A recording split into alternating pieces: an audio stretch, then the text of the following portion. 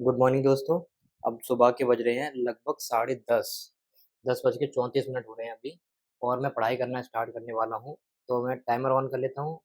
आज टारगेट वही है, 6 घंटे कम से कम पढ़ना है। तो ये मेरा टाइमर ऑन हो गया है। तो सबसे पहले मैंने डिसाइड किया है कि क्यों ना केमिस्ट्री पढ़ी जाए।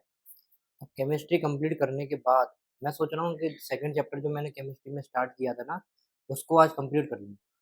उसको कंप्लीट करके फिर उसके ऑब्जेक्टिव जितने भी क्वेश्चंस हैं वो लगाया करेंगे और टेस्ट सीरीज़ वगैरह भी स्टार्ट कर देंगे। तो दोस्तों मैं आपको बता देता हूँ मैं केमिस्ट्री में क्या पढ़ रहा हूँ।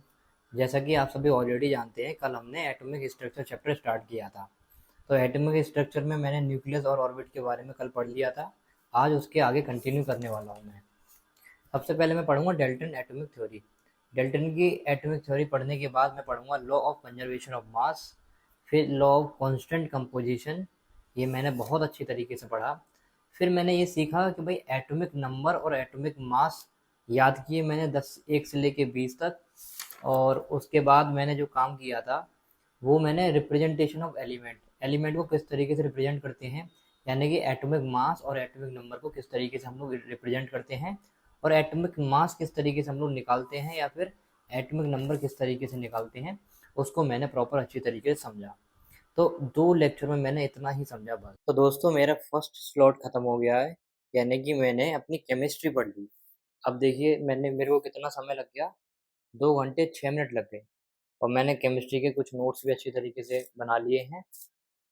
अब मैं इस टाइमर को पॉज़ करता हूँ, फिर थोड़ा बहुत रेस्ट करके खाना-पीना खाने के बाद दोबारा से स्टार्ट करूँगा। दोस्तों आज गर्मी बहुत है यार। आज मैं दोबारा से पढ़ने बैठ रहा हूँ और मैं टाइमर ऑन कर लेता हूँ, वो पॉज़ किया था मैंने, वो दोबारा से ऑन कर लेता हूँ। ठीक है हमारा टाइमर, 2 घंटे हम सुबह पढ़ चुके हैं। अब दोबारा से पढ़ने बैठ रहा हूँ और अब मैं टेक्निकल पार्ट कवर करूँगा, मटेरियल साइंस। इसके बाद लेक्चर रिकॉर्ड करूँगा, फिर मैं ट्यूशन जाऊँगा। बस इतना ही है मेरे लिए।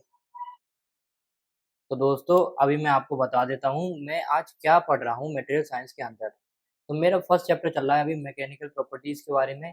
तो जितनी भी प्रॉपर्टीज हैं उन्हीं को पढ़ रहा हूँ। तो आज जो बारी आई है वो आई है रेजिलेंस के बारे में।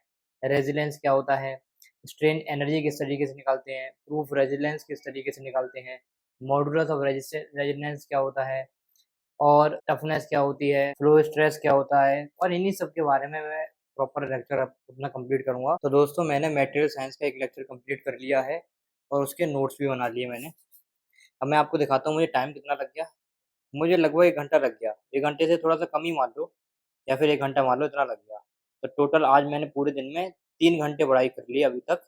अब मैं थोड़ा-सा इसको मतलब याद करके फिर लेक्चर की वीडियो रिकॉर्ड करनी है, इसीलिए मैं अभी पढ़ाई थोड़ी स्टॉप करता हूँ। नाइट में स्टडी करेंगे दोबारा से। तो दोस्तों ट्यूशन से आने के बाद मौसम बहुत सुहाना हो रहा था, बारिश का मौसम था। तो मैंने सोचा क्यों ना घूमने चल दिया जाए। तो मैं घूमने निकल आया यहाँ पर नदरई का पुल। इसको हम लोग नदरई का पुल बोलते हैं, झार का पुल बोलते हैं, और यहाँ पर ये बहुत फेमस है। कुछ इस तरीके का ये बीच में से दिखता है। यहाँ पर रोड भी चलती रहती है, नीचे नदी बह रही है। और देखो सामने आपको दिखाई दे रहा है, मैं थोड़ा पास से दिखाता हूँ आपको। ये देखिए दोस्तों, ये जो आपको दिखाई दे रहा है इसको बोलते हैं चोर कुठरिया। नीचे नदी बह रही है और इसके ऊपर नदी है। देखो कि यहाँ तो देखिए आप लोग, ये देखो नदी बह रही है साइड से, है ना? और इस साइड देखोगे आपको देखो ग्रीनरी घास वगैरह दिखेगी। ये नदी ऊपर ही बहती है, यानी नीचे सूखा हुआ है, ऊपर नदी बहती है, और उस साइड ऊपर क्या है, रोड चलता रहता है। तो मैं इस चोर कुठरिया की बात कर रहा था। इसमें क्या होता था पहले, जब यहाँ पर ज़्यादा मतलब लोग वगैरह नहीं आते थे और चोर वगैरह चोरी वगैरह करते थे, वो यहीं पर आके छुप जाते थे इस कुठरिया के अंदर।